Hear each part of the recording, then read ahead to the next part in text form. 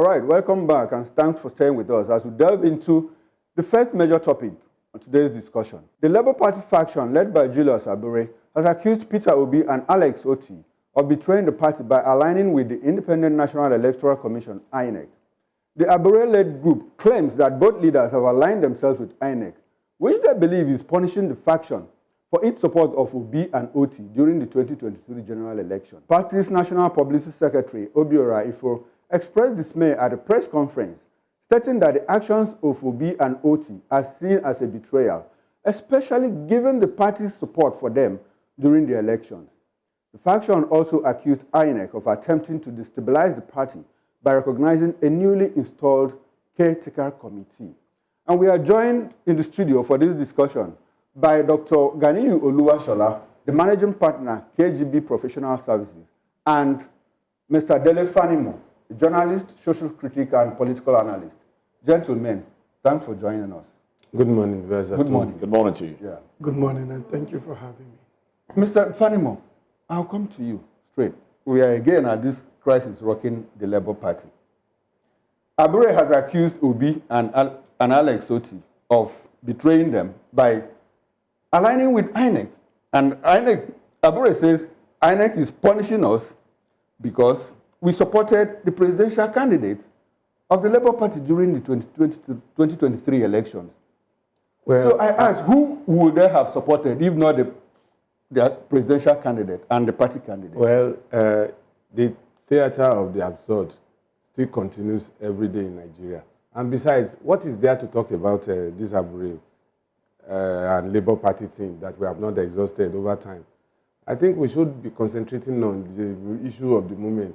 The supposed arrest or free surrender, escape, and all the shenanigans that happened yesterday should have engaged us more than this Abure thing. Well, this is what we have on our table. Yes. For the sake of glossing over this Abure thing, I think what should engage us is the fact that Abure is claiming that they are being punished for supporting a candidate. Was Obi a candidate of PDP or APC in that election? Who would they have supported if they have not supported their candidate during the 2023 election? So I don't know what area this man is coming from.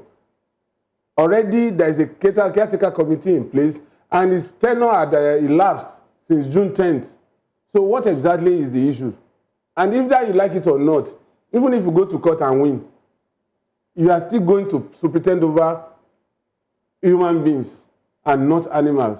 Okay, let me come to Dr. Ganiyu now. The issues going on with Labour Party. First, it was Abure and Lamidi Apapa. They went head on, went at each other. Eventually, the courts upheld Abure's,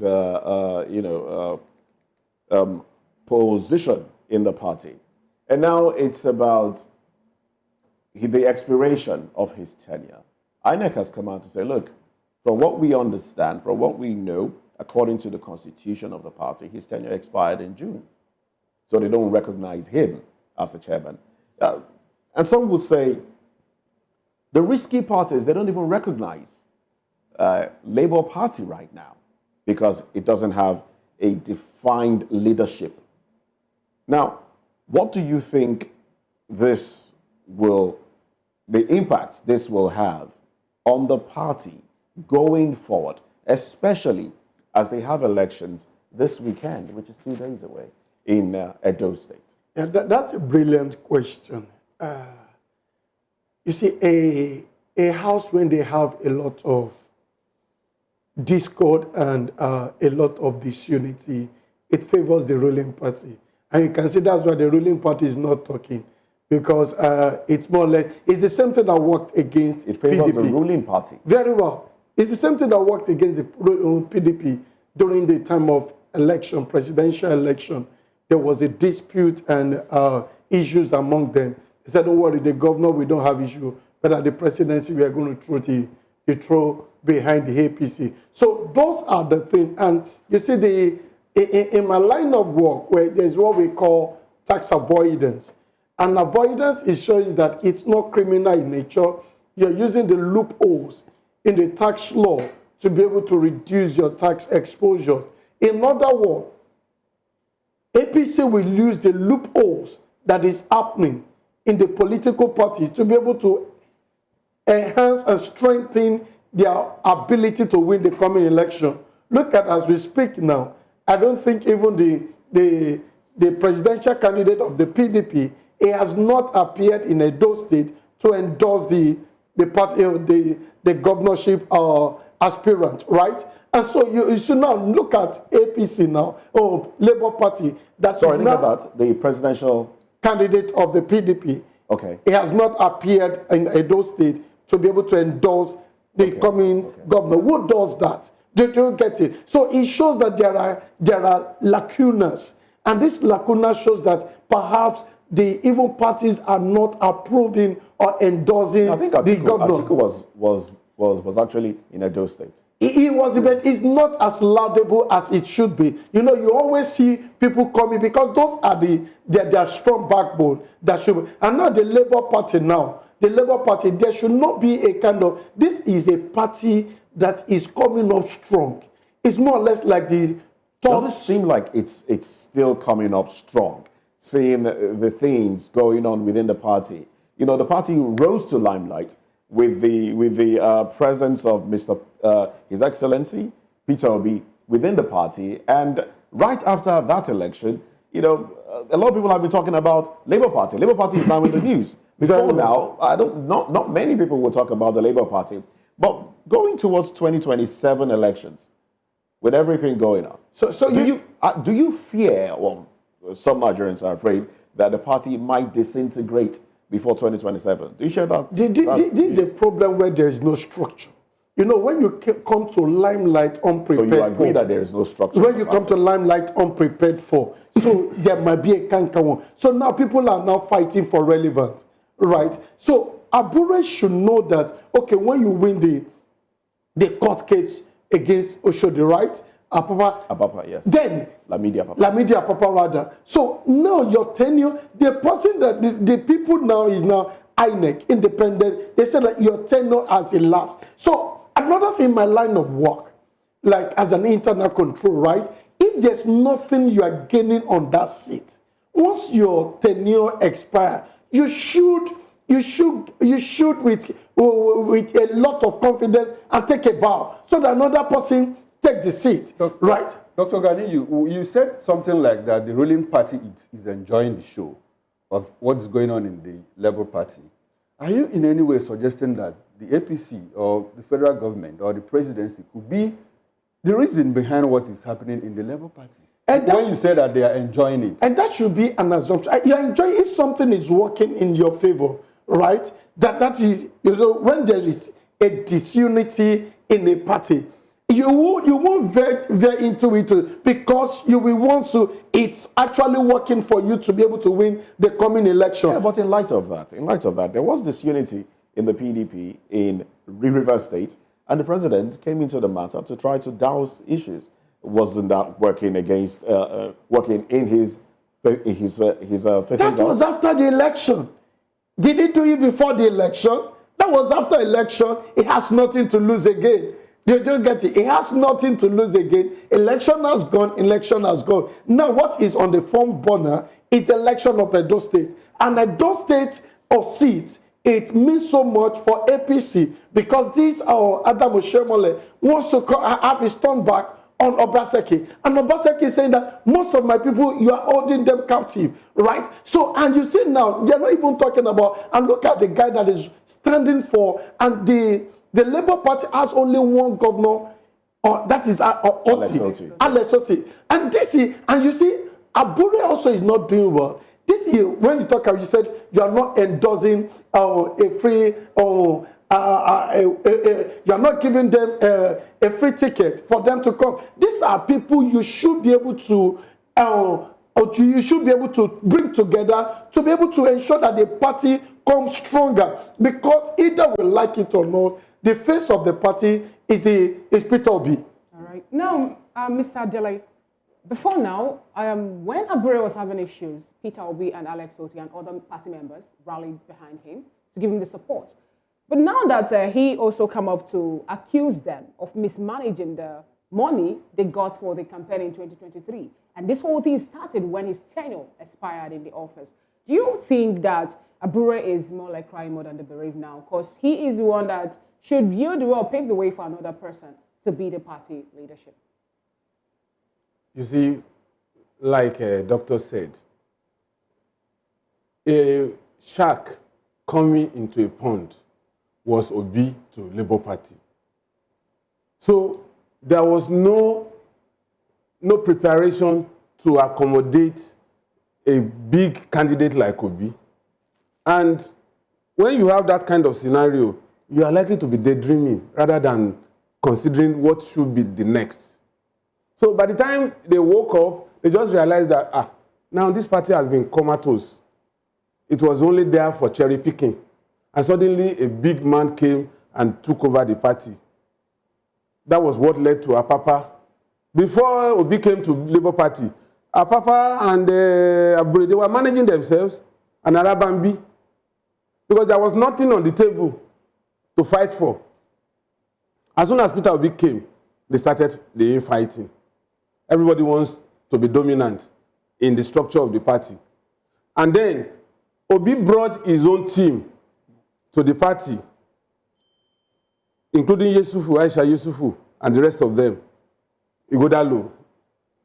But in the mix of that, whatever is the campaign fund for Obi shouldn't be the concern of the party, because it is outside the party. Do you understand? Because it's a team that came and they were raising funds for being independent of Labour Party. Labour Party came up with its own 1,000 Naira challenge, and they were making it to the purse of the Labour Party. Nomination form, expression of interest form, all these monies were coming to Labour Party's purse. Now, it is the responsibility of the obedient to ask for proper accountability on the campaign funding, whereas it is the responsibility of Abure to account for whatever money that came through all these channels. We're talking about the 1,000 Naira challenge, the nomination money, the expression of interest money, and some other monies that could have come to the party. Yeshufu had come to explain how the money the obedience got towards the election. She has come to explain how they spent it. Up till now, Abure has not come up to tell us how much came into Labour Party, how it was expended. Now he's fighting for his own consolidation in the party.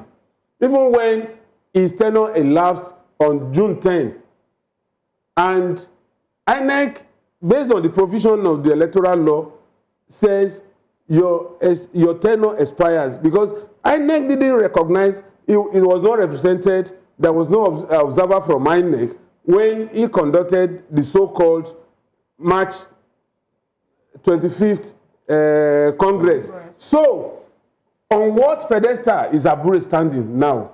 And to even make the matter worse, how could the public secretary of a party say we are being punished? The NWC, we are being punished for supporting Obi. Was Obi in SDP or PDP or APC or which party? That leads me to the other question. Who could they have supported if not their own candidate? Right. That means this thing is coming to the fore that even political parties may be supporting other candidates other than their own. Now, Mr. Fadimo, you just made mention of this, which I wanted to ask again. You know, looking at the story that happened between Apapa and Abure before Abure became the national chairman, Apapa was of the opinion that he is the one that is, you know, the rightful leader of Labour Party. Now, do you think that, you know, there are more to us to know about the happenings behind this Labour Party that gave birth to Abure as the chairman, which will be what they are laying hands on or holding on to now to say they are being shortchanged now that they are no longer the National Working Committee, or they are no longer in power in that party? You mean Abure? I'm talking about Abure now.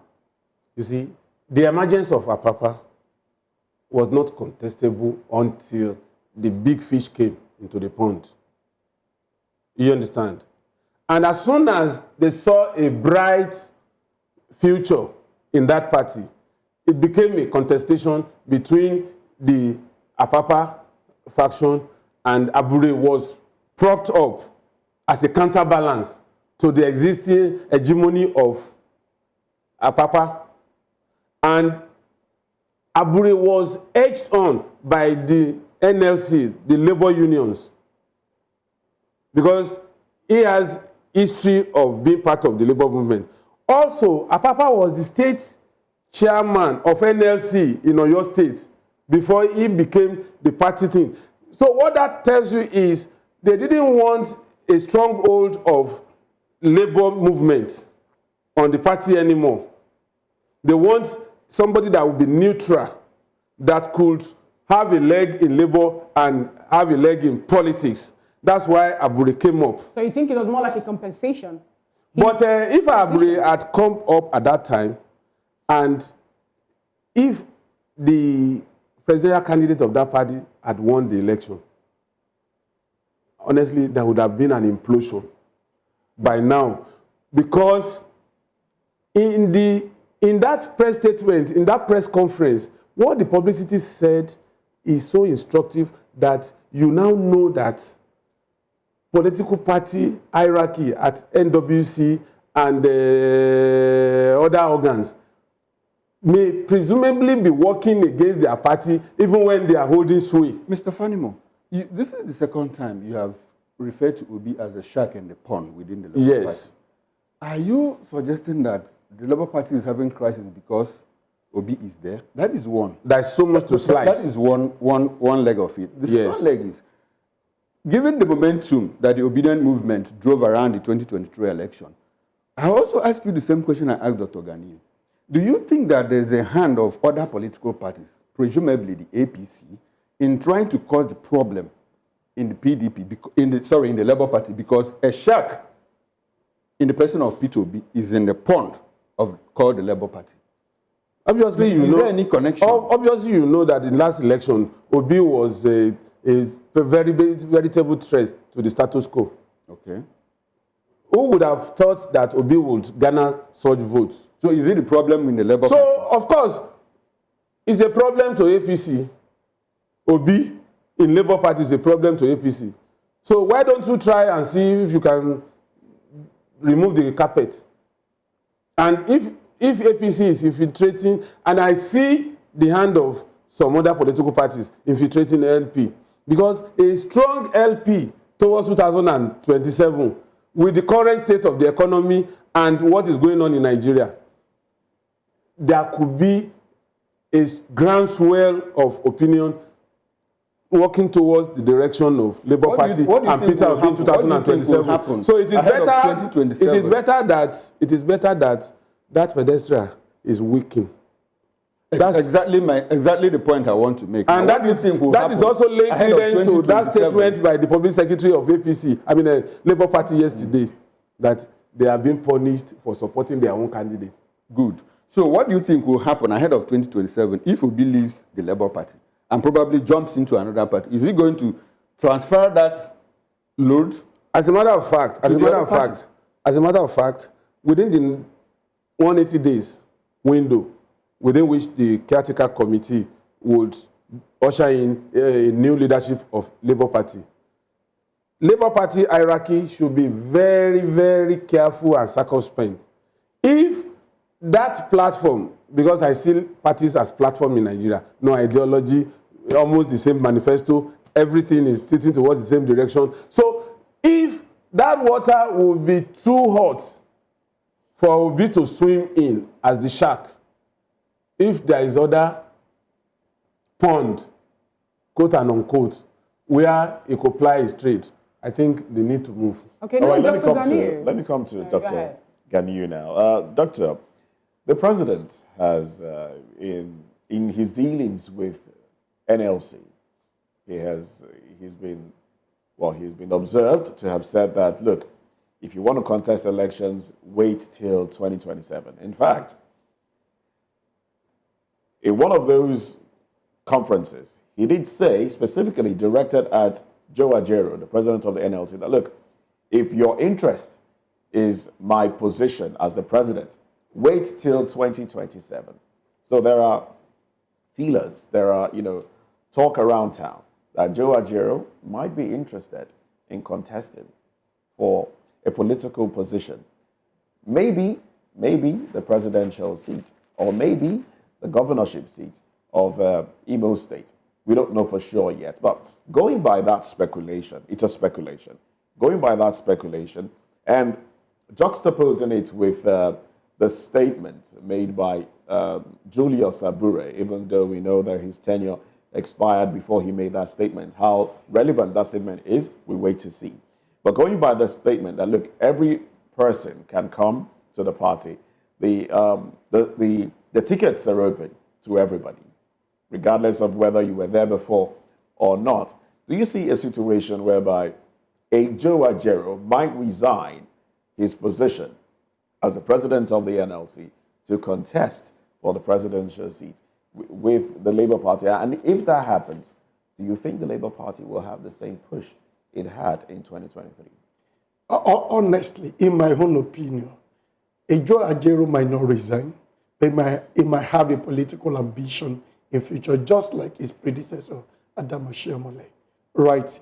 All these things always have a political undertone, garnish people, let people know that you are fighting for them, and if they will come rise to contest election, it becomes easier for them to swing on the wind because they already have their home by heart from the people. And I also doubt if you come for the position of the presidency, right? But think you should also realize that one of the things that pulled off Apapa was that during the time of election, it was being seen to be working for APC because oftentimes they see him with the ruling party, they see him with the presidential candidate, and they say a lot of handshake. Even during the court case, it was like pushing him to the back that, are you for us or against us? So Apapa own was like crystal clear that he has already crossed the line and is already practicing anti-party thing. And that's why they brought Abure on board. And for me, Abure has no moral justification. Right? Your tenure is expired. Why not leave the space and let people come in? Sorry to pause your train of thoughts there. When we talk about anti-party activities, you just cited Alamidi Apapa's activities during the last election, and but looking at one person who still holds sway within the PDP, yes, Wike. You see, would you consider his activities during the elections up until now? Because he has come out to say that, look, he's not even in support of the PDP candidate in Edo State. Isn't that anti-party enough? It's not just anti-party. If there's another word to use for it. Honestly, I don't know. You see, he's showing that he wields so much power. He has so much connection. He is not touchable, right? Because apparently they wanted to make Fubara the leader of the party in that place, and they turn it around and still keep him. But the governors have come out to say, well, in that regard. They're still coming. So I don't, nobody, all my experience in politics, nobody has done this kind of thing that Wike is doing and goes scot-free, right? And the guy is still enjoying the euphoria, so right? He's redefining the political space. Completely, and nobody is talking in PDP. And I think the reason being that's why if you are a leader of the party, like the presidential candidate, you see, it shows that he has showed us so much, and he has bought a lot of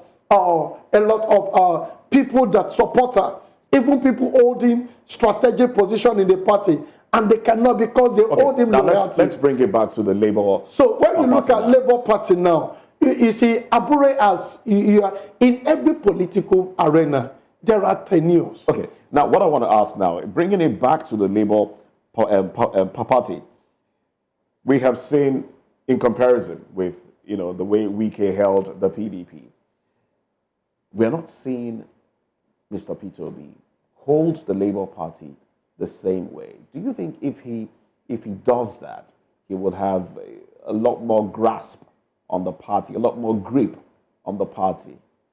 So when you And look, what impact would that have look at going different, forward? Wike grew up the rank in PDP. He knows everything. What brought Peter Obi? You know, Labour Party has been forever. It's just more like the NLC stuff, right? But you see, he came to the platform. They gave him the platform. It didn't grow Elections. through the line, right? And so there are no loyalties there. You understand? The structures are not there. So if you try So to you think swing, his non-involvement in the activities of the party, non-open involvement in the internal wrangling of the party, is because he's not loyal to it? he that what you're is saying? loyal to it. I think, to my opinion, perhaps he's being careful. If you support this one too much, it might be seen to be playing politics within the parties. I think that's why he's just keeping quiet and allow things to take his So are form. we seeing Peter Obi again move away from Labour Party? Remember, he left APGA for PDP, and I'm from PDP to Labour Party. So are you of the opinion that he can still leave Labour Party to another party, and that is why he's being careful the way he trained? There's likelihood for that if he's leaving, but you see, there's likelihood for that. Or merger. You know, with the essence of bringing Kwakwaso on board, bringing Atiku on board, Labour Party, there's tendency for merger and forming another political party, which Labour Party might not form the merger, because Labour Party is just a party for NLC, right? Dr. Gani, you said something about loyalty, within the Labour Party, not kowtowing towards Obi because he just made on the scene. He didn't go through the rank. What is the place of the obedient movement within the Labour Party? And the fact that it was more like the obedient movement that drove the 2023 general election behind Obi. Obedient movement, there are another sectors, there are another people entirely. That gave life to That the gave Labour life, Party. right. They are not part. Can you discountenance their effect on Labour Party currently today? Like people like Aisha Yusufu, clearly, like Yunusa Tanko, a lot of other people. Let me tell you now, if Obi leaves Labour Party today, they all leave. So what happens to the obedient movement? The obedient movement moved to where Aisha Yusufu say, the only thing I'm going to support you, Peter Obi, it's when you are standing as the president. Once you step down and become a vice president, you lose my support. Do you understand? So you have some people that are supporting you because of your person, your personality, not because of the party you are. So once you move, that is what we talk about, your personal branding. He has a personal branding. So he appears somewhere as Obi, not as Labour Party. So he has a personal brand himself. You talked about Obi, Kwakwanso, Atiku, El-Rufai, and all of those people trying to coalesce.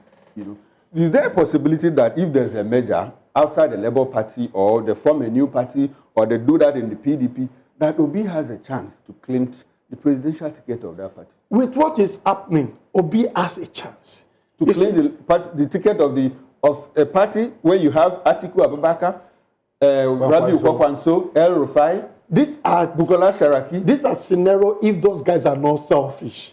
If they are once they pull Obi out of being the presidential, forget nothing they're forming that will make sense, because all of them have been tried over time. Mr. Fanima, what do you think? Let me tell you, as a matter of fact, I know one thing for sure. That merger cannot work. Why? Because they are strange bedfellows with inordinate ambitions. All of them were All of them were in the PDP before, and they were rolling, they were coasting. Let me tell you, Kwakwanso forever was and believes that he could be the president of Nigeria, having served in Kano as governor. Bukola Saraki is forever thinking that he will be the governor. And the president, although he has this amoebic posturing. When I said that, when it is convenient for Saraki, he claims he's a northerner. But when they want to throw him under the bus, they tell him no northerner bears Olushola, his father's name, or his own name, Bukola. So it's neither here nor there. Then Obi stands out. He has been tried. He has followership. He has everything going for him. As of today, he's unblemished. Nobody has rubbished his personality. These other people, you know their antecedents. But the point is, why I said it's not going to work, they see themselves as equals. And to pick first among the equals would be a big task. When really that party finally coalesces. Why I said it's a big task. Kwakwaso will say, I have about 3 million voters in Kano alone. And I have my spread in the north. Saraki will say, having been in the political arena since 1999, either as governor, as Senate president, he has the stature. And there is nothing to conquer again other than the presidency. And he will not want to be a vice president to anybody. Now, Peter Obi, having taken a shot, will not want to descend to say he wants to be vice president to any of these people. But he just said that last week. That's what I'm saying. He's not going to be vice president to any of these people. So where is the meeting point if that party coalesces? Okay. No, Mr. Fanimo, the Abure camp said something. They said that INEC will serve Obi another pot of porridge come 2027. Pointing out the, ignoble part that INEC play in making sure that Peter Obi was not the president of Nigeria. Do you still think that if Peter Obi, even from a merger or turn out to be a presidential candidate of any new party, that he will still have, the opportunity of becoming the president of Nigeria? It could be if only, and I mean it, if only these two big shots decide to bury their ambition and give him the platform. Given the fact that 2023 election, he gonna very much. Let me tell you the mix. During that election. Let me tell you the mix. Peter Obi has a firm grip of the demographic space. I mean, the youth. The youth, yeah. He has the Gen Zs. And he has a firm grip over Southeast and part of South-South and some part of Southwest. Kwakwanso would take charge of Northwest. Saraki will hold on to the Middle Belt. What is left for contestation may likely be the Northeast. Do you understand what I'm saying? Now, if you look at this mix, and in all of these 6 geopolitical zones, there is presence of the obedient. And the current government, if nothing improves till 2027, they would have laid a foundation for a groundswell of voting towards the emergence of Peter Obi. But the only problem, and I'm sure that the ruling party must be working assiduously towards ensuring that there is no coalition before that time, because it could spell doom, except there is a magical turnaround in the economy and the security space. Once we don't have that, and there is a coalition, I tell you, there is problem for the ruling party. All right then. Well, I would have loved to get concluding thoughts, but let's keep that for later. Well, let's go into another conversation. I would like you gentlemen to stay with us as we get into another conversation. The Attorney General of the Federation, Lateef Fagbemi, has said that politicians who speak negatively about Nigeria should not be president. Well, his views, but we are scrutinizing those views right here on the show this morning. So stay with us as we get into that conversation.